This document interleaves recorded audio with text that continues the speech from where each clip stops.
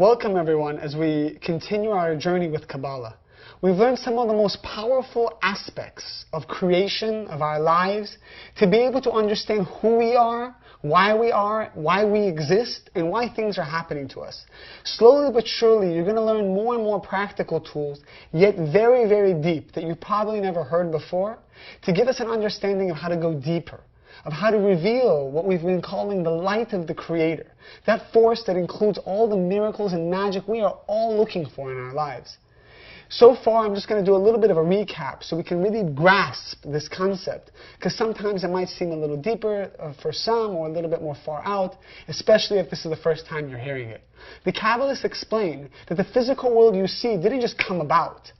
And the Big Bang was not the first moment of creation. That in fact, before the Big Bang, there was what's called a thought of creation. What we call the endless world. Why endless? Because there's no end. We can't really define it. We can't really grasp it. All we know is that this one concept that I'm about to explain to you occurred. What existed in the endless world? We learned that there's two main forces that exist. One is a desire to share, a force of sharing that we call the Creator or the light of the Creator, which embodies all the fulfillment we're looking for in life. If you remember, we talked about the white light, the physical white light. When it refracts through a prism, you see all the colors of the rainbow. I want you to think about that for a moment. Put that in your mind, what those colors look like. The same way that those colors exist within one white light, the one singular light of the Creator includes all the colors of fulfillment. So we've learned, we as human beings all the time are running after different colors. Oh, I want a relationship, so I push my friends to introduce me to someone. Oh, I want respect, so I try to dress well, I try to be charismatic, but it just comes off as being a little bit fake. I'm running after the colors. When we learn, the true Kabbalist, someone who's really working on himself, that wants to truly be powerful in a real way, not in a fake way, doesn't run after the colors. He runs after his connection to that one pure light. That one pure light brings the colors, brings the true love, brings true wealth, brings true security at the right place and at the right time. So we have this force called the light of the Creator. In order for the light of the Creator to be revealed, the immediate next step was a vessel was created. What is that vessel? Who is that vessel? All of us. Even though we look like individual pieces of a vessel, individual souls, we were all together as one soul receiving that light. And it was a perfect union, perfect matrimony between light, vessel, fulfillment, desire. Our fulfillment and us, together as one. But what was the main problem that we learned? We received everything for free. And what is that word that we used when we receive everything for free? Bread of shame. It's a type of shame that we feel when we get something we didn't work for. We talked about the child who receives a puzzle that's already made. Children don't want a ready-made puzzle. Children want to build it themselves. And we said, listen, if the Creator wants to give us 100% fulfillment, 100% fulfillment means I get everything, but I also earn everything. It's not just I get everything. There's many people in this world that receive everything for free. If it's they were given to it as a child, if it's that they just got it without really working for it, if it was fame overnight, that bread of shame causes us to have this feeling within inside of us that doesn't feel good. We feel miserable and we don't even know why. Nothing's ever enough. We keep grabbing at different colors and no color fits. It's only the light of the Creator that will truly fit. But we said, I don't want the light for free. I want to earn it. The next step was that we put up a metaphysical curtain. A curtain that blocks the light from coming into our life. That moment created a Big Bang that shattered our vessel. And all the souls of humanity are now in this world about to play the game of life. But we forgot. We forgot what the game is all about. We forgot what the rules are. And we're going back to just running after colors. And that's why we never really find true happiness. But we deserve true happiness. We deserve all the happiness in the world. And we're going to get it. We're going to find out ways to remove the curtain. In this session, we're going to learn what is the most powerful way to remove the curtain. And what is the major reason why that curtain exists. So here we are. The physical world is created. Each one of us souls are separate in this world. What is our mission? to remove the curtain and bring the light back in our life. But this time we're going to be involved in the process. We're going to earn the light, and we're going to learn how. So what is the main reason why this curtain exists? Yes, it's the bread of shame, but let's go deeper. Let's go deeper. It says that each soul that came to this world came with a unique purpose, a unique legacy, if you will, that we need to fulfill. Until we fulfill that unique legacy, we will not be able to truly remove the curtain. We have a purpose. Each one of us has a unique purpose, and that purpose in Kabbalah is called tikun. Tikun literally means correction. But it says that each one of us has a tikun that we came to this world with, that we need to correct something about ourselves. Okay? So let's learn a little bit more about what is tikun. In this bowl that you see right here, we have different sheets of paper. On each sheet of paper is a different tikun. What is a tikun? Every type of negativity, fear, insecurity, doubt that you can think of. Anything negative that we don't like to have, we don't like to possess, we don't like to have define us, is a tikun. It's something that needs to be transformed. It's a type of an ego, a type of a mindset, a type of negativity, something about us that needs to be changed.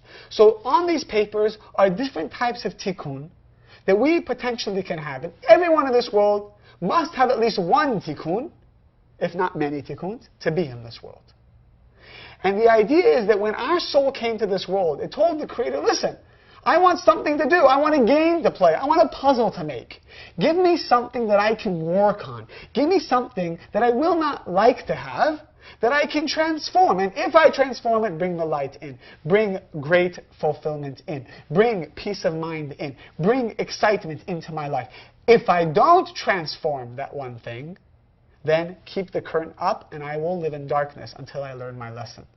So it says that each soul, before it came to this world, came with what's called like a selfish clothing. Each soul reached into this bowl and they chose to take at least one tikkun that they would have to come to this world to change. What tikkun did you take? What attribute did you take? Let's say fear of abandonment. Fear of abandonment can be a tikkun that our soul took since the beginning of creation. Before your parents, before your city, before your friends, before you met anybody, there was a fear of abandonment as a tikkun that you dressed over your soul. Your mission, to remove the fear of abandonment. Now, if our soul only cares about one thing, which is to transform its tikkun, what do you think the soul will ask for when it comes to this world? This is a little bit of reincarnation. It might be a little deep, but it's really going to show you how we came to this world and that we actually chose our existence. So the first thing that the soul chooses is, let's say, my parents. You know, I have a fear of abandonment, and if I transform it, I'll connect with my true purpose, my light. So how can I best transform my fear of abandonment? Well, the soul looks at the entire landscape of parents, and it sees which parents will be perfect for me, that they will give me a fear of abandonment, that they will actually abandon me. That's the parents I want. Oh, these one here, at the age of 5, I see that they'll divorce, and they'll put me through a process where I'll be ignored, and then I'll have this innate fear that I'm always going to be left, and that'll be perfect, and I can now see my tikkun. My tikkun comes out. Wow. You know, most of us always thought, wait a minute. I thought because my parents left me, I had the fear of abandonment. Now you're learning that the fear of abandonment was something our soul chose before it even came to this world. And it chose the parents that will awaken that fear of abandonment. We chose it because we want a reality. We want some kind of a challenge, some kind of pain, some kind of circumstance that will awaken the blemish, the flaw that's within me, because if I can remove it, the light will come in. Our soul chose those parents. We may be blaming our parents for so long for the things they did to us that cause us to feel this way, cause us to act this way. Oh, my parents treated me like this, so now I get angry at my kids. If you're angry at your kids, it's because you had anger since the beginning of time. Your soul chose it from the bowl. The metaphoric bowl. Your soul chose it and said, anger, perfect, that's what I'm going to work on. That's my tikkun. Not only did I choose my parents, I chose the environment. Which city would be perfect to work on my fear of abandonment? Oh, Beverly Hills, perfect. Everyone will like me and then they'll not like me. It'll be beautiful. I'll never get the attention I want. Let me be born there. And that's why any country in the world that you're born in is perfect for your tikkun. Now I know what you're thinking. What about the underprivileged children, in different countries that are impoverished and so on and so forth? And again, I'm not going to get into it right now, but we have to understand.